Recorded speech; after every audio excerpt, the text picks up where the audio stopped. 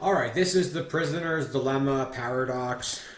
It's not a real paradox. We're the paradox busters. We're going to find the logic error here. Okay, so this is something that is taught in economy textbooks, supposedly, and I think it is wrong. Okay, so they're showing how John Nash's logic. And if you don't know who John Nash is, he's probably most famous for this movie, A Beautiful Mind. My view is that John Nash can never be wrong. So, John Nash is an infallible god. He can never be wrong about anything, and here's why. Because John Nash has defined his strategy to be pick the winning strategy, right? If your strategy is to always pick the winning strategy, it's actually impossible to lose. So, this paradox is showing us that we can pick the winning strategy and lose. Well, that doesn't make sense. If we can pick the winning strategy and lose, then it's not the winning strategy, right? So what's going on here? You guys can read this here. This is from the textbook. It's probably better to read it yourself than listen to me read it. So pause the video if you want to read it, but I'm going to just kind of summarize it and explain what it's saying, okay? So two members of a criminal gang are arrested. In street terms, they have the option to rat each other out, or they can, be silent, right? So the court has enough evidence to convict them of a lesser crime, but not enough to convict them of both. So ratting will help the court out here, okay?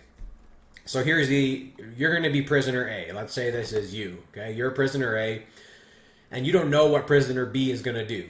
Okay, so if prisoner B confesses and you confess, you get 5 years in jail, right? If prisoner B confesses and you remain silent, you get 20 years in jail. So in the event prisoner B confesses, the rational option is to rat.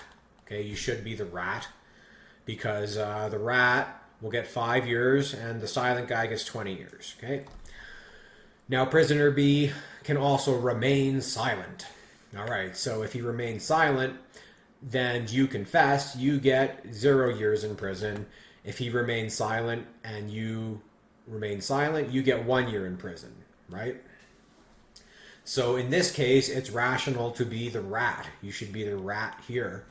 So no matter what prisoner B does, the rat is the better choice. 0 years is better than 1 year, and 5 years is better than 20 years, right? So we should be the rat. Now, where the paradox occurs is that prisoner B is going to reason the same thing. He's going to say, well, it makes sense to be the rat because, same logic, right? In both scenarios, no matter what you do, the rat gives him a lesser jail sentence. Now, if you're both rats, then you end up here. Both of you get 5 years in jail, which is a pretty bad outcome. If you had just been silent and not ratted, then you would have got 1 year. So by acting in your own rational self-interest, you picked a strategy that made you get what was worse for yourself. Okay, now that seems very odd. How can that be possible? If we use the Nash strategy, we have to always win, right? If our strategy is to pick the best strategy, then how can our strategy be making us lose here, right? Okay, so what this problem is doing is it's actually interesting because it's making a big mistake here. So in the original problem, we're starting out where this other guy, prisoner B, is like a random agent. Whether he confesses or remains silent is totally unknown. It might as well be a coin toss. But then when we get to this paradox part, we actually change what prisoner B does. Prisoner B no longer is like a coin toss. He mirrors your rationality, okay? So he's going to think the same way you think. Now, if he thinks the same way you think, then this matrix is actually impossible, and this matrix is impossible, okay? Whatever you reason, he's going to reason because you're both thinking rationally, right? So these two possibilities are eliminated, in which case there's only two options. We can either both confess and get 5 years in prison, or we can both stay silent and get 1 year in prison. So this becomes clearly the rational option. All right? So ratting isn't rational once we realize that this person is a rational agent who's mirroring our decision processing, right? The problem is because we're using two different definitions for prisoner B, right? Now, if prisoner B is this guy who's like a coin toss, who might rat you out, he might not, you might as well toss a coin, you don't know how he's going to think or reason, right? Then yes, it makes sense to be the rat. The rat is the better choice here, and the rat is the better choice here, right? So that's how we run into a paradox, when we don't define things clearly. Now, the second mistake here is they use this as like a lesson of showing us why rational self-interest doesn't lead to the better individual good, right?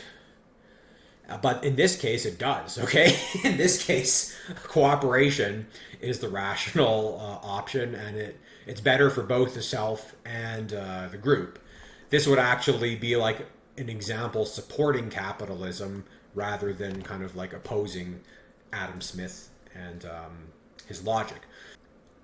A lot of the times, what is actually in your rational self-interest is cooperation, right? So it's like a mistake to think that because something is cooperative, it's therefore not in your rational self-interest, right?